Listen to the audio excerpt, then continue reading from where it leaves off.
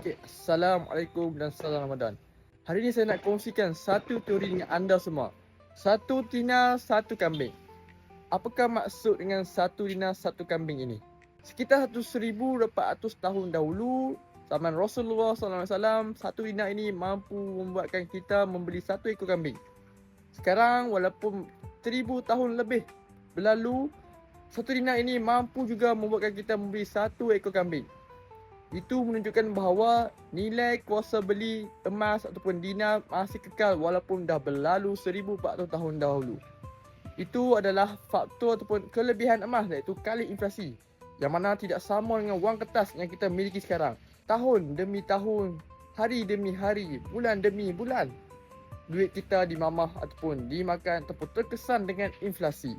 Pada tahun 1980-an, satu kali lipat mampu dimiliki dengan 10 sen sahaja. Sekarang tuan-puan boleh comparekan ataupun bandingkan dengan harga satu kali lipat sekarang, iaitu 50 sen kalau tuan-puan nak dapatkan satu kali lipat yang sama dengan 40 tahun yang lepas.